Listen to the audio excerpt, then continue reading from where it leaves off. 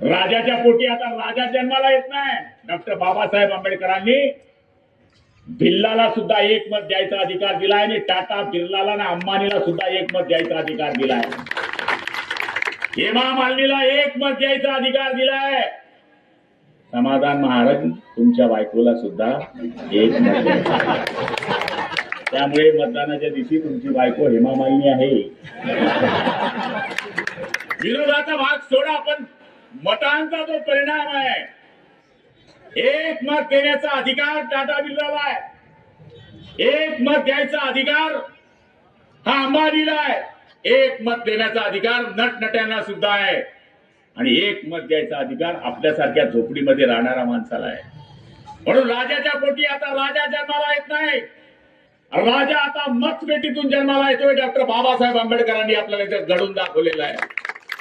त्यामुळे मी आपल्या सगळ्यांना विनंती करतोय, वरणगाव वासियांना विनंती करतोय की या शहराकरता जे जे माझ्याकडनं करता येईल ते करण्याचा प्रयत्न करेल। पोलीस स्टेशनला फोन लावला, इसको अंदर डाल दो, इसको तडीपार कर दो। मी माझ्या कार्यकर्त्यांना ते सांगतो, मला भानगड मोडायचे फोन सांगा, भानगड जोडायचे फोन सांगू नका। कोण म्हणते की वरती गेल्यावर म्हणले शिक्षा होते, अरे इथेच भरावं लागतं, वरती वाट पाहत नाही देव। आता इथं आपण पीक पेरतो, कधी कधी उगतं, कधी कधी उगत नाही, काही काही उगलं तर भड निघतं, त्याला काय करतात तुम्ही? मोठा प्रॉब्लेम आहे तो। मुक्ताईनगर मध्ये कोणाची लढाई होती हो? भाजप आणि शिवसेनेची। तुमचे नेते कोणत्या पक्षाचे हो? मग तिकडे का काय त्यांचा कार्यक्रम चालला होता? इकडे मूळ राष्ट्रवादी इकडे आले नाही, तिकडे भाजप करता काम केले, हे कोणत्या पिक्चर आहे? आणि ते माझ्यावर टीका करायला म्हणजे गुलाबराव पाटील असा आहे तसा आहे। अरे मी निवडून आलो ना भाऊ, असा तसा नाहीये।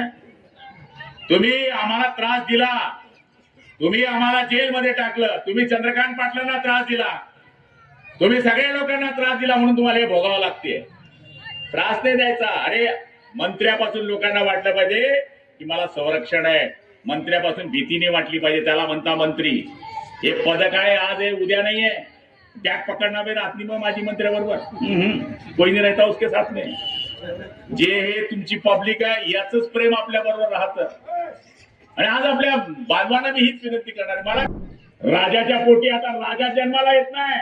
डॉक्टर बाबासाहेब आंबेडकरांनी भिल्लाला सुद्धा एक मत द्यायचा अधिकार दिलाय आणि टाटा बिर्लाला आणि अंबानीला सुद्धा एक मत द्यायचा अधिकार दिलाय। हेमा मालिनीला एक मत द्यायचा अधिकार दिलाय। समाधान महाराज तुमच्या बायकोला सुद्धा एक मत द्यायचं।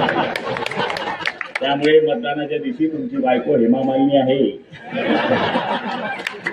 विरोधाचा भाग सोडा, पण मतांचा जो परिणाम आहे, एक मत देण्याचा अधिकार टाटा बिर्लाला आहे, एक मत द्यायचा अधिकार हा अंबानीला आहे, एक मत देण्याचा अधिकार नटनट्यांना सुद्धा आहे आणि एक मत द्यायचा अधिकार आपल्यासारख्या झोपडीमध्ये राहणाऱ्या माणसाला आहे।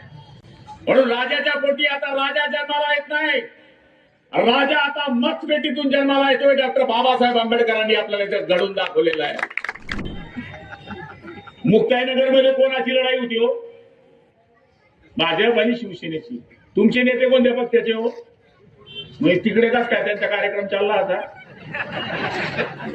इकडे मूळ राष्ट्रवादी इकडे आले नाही, तिकडे भाजप करता काम केले, हे कोणत्या पिक्चर आहे?